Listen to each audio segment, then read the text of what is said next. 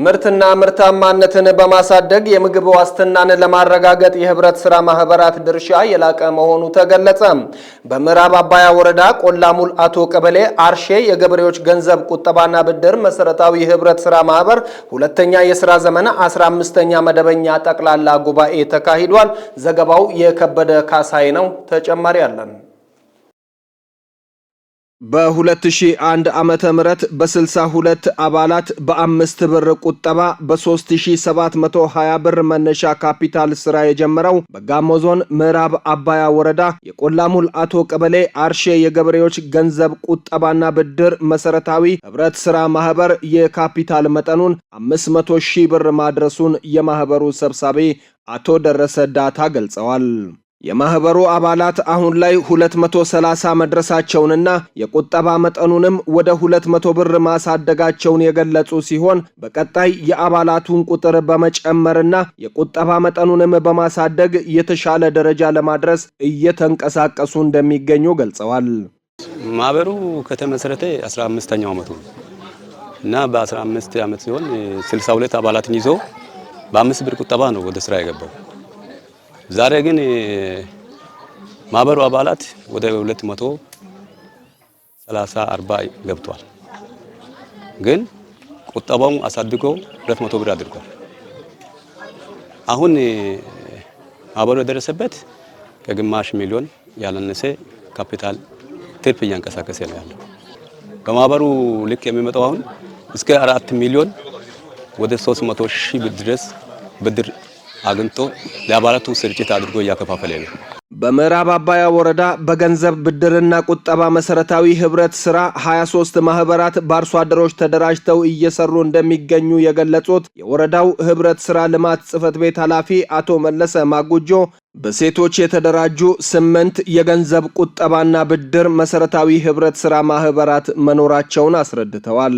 ከማህበራቱ በጥሩ ለውጥ ሂደት ላይ የሚገኘው የቆላሙል አቶ አርሼ ገበሬዎች ገንዘብ ቁጠባና ብድር መሰረታዊ ህብረት ስራ ማህበር ተጠቃሽ እንደሆነም አቶ መለሰ አስረድተው ማህበሩ የቁጠባ መጠኑን አሁን ላይ ወደ 4,168,000 ብር ማድረስ መቻሉን ጠቁመዋል።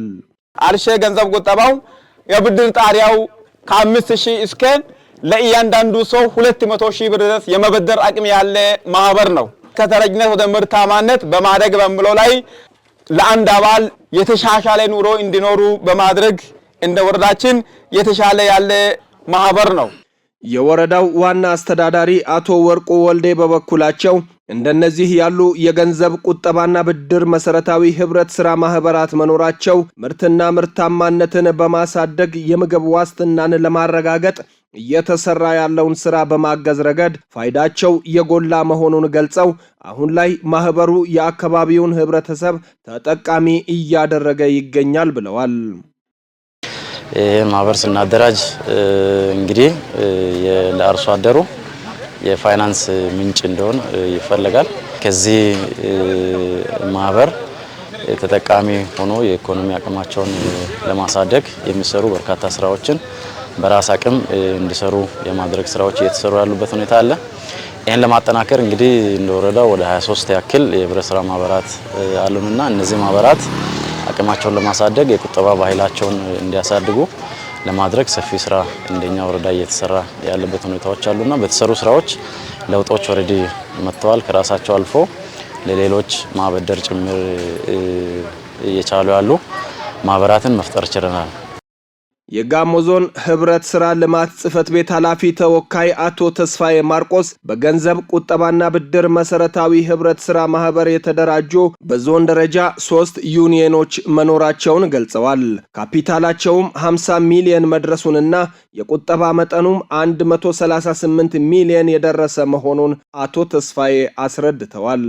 እነዚህ ገንዘብ ቁጠባ ብድር ህብረት ስራ ማህበራት ለአርሶ አደሩ በቅርበት ሆኖ ያለምንም የዋስትና ጥያቄ ለአርሶ አደሩ የእርሻ መሳሪያ፣ የግብርና ግብዓት፣ ሌሎች ቴክኖሎጂዎችን በቅርበት በብድር ሳይቸገሩ ገንዘብ እንዲያገኙ በማድረግ ከፍተኛ ስራ እየሰሩ ያሉበት ሁኔታ አለ። እነዚህን ደግሞ ማጠናከር አጠቃላይ የአርሶ አደሩ የገንዘብ አቅምን ማጠናከር ነው በሚለው እንቅስቃሴ አድርገን በዞናችን ውስጥ የስራን ያለነውና በዚህ እንደው በ3ቱ ዩኒየንና በዚህ በ518ቱ መሰረታዊ ገንዘብ ቁጠባ ብድር ማህበር ወደ 150 ሚሊዮን እና ከዛ በላይ የሆነ ቁጠባ ሰብስበናል። እንዲሁም ወደ 50 ሚሊዮን እና ከዛ በላይ ካፒታል አፍርተን በዛ ውስጥ ወደ 60 ሺህ እና ከዛ በላይ አባላት አቅፈን እየተንቀሳቀስን ያለበት ሁኔታ ነው ያለው። የአርሼ ገበሬዎች መሰረታዊ ገንዘብ ቁጠባና ብድር ህብረት ስራ ማህበር የአባላቱንና የቁጠባ መጠኑን በማሳደግ ከዚህም ወደ ተሻለ ደረጃ ለመድረስ ጠንክሮ መስራት እንደሚገባው አሳስበዋል። እንደ ዞን 518 መሰል መሰረታዊ ገንዘብ ቁጠባና ብድር ማህበራት መኖራቸውንና ከ63000 በላይ አባላትን የያዙ መሆናቸውን ከዞኑ ህብረት ስራ ልማት ጽሕፈት ቤት ያገኘነው መረጃ ያመለክታል። ከነዚህ ውስጥ 24500 ሴቶች ናቸው።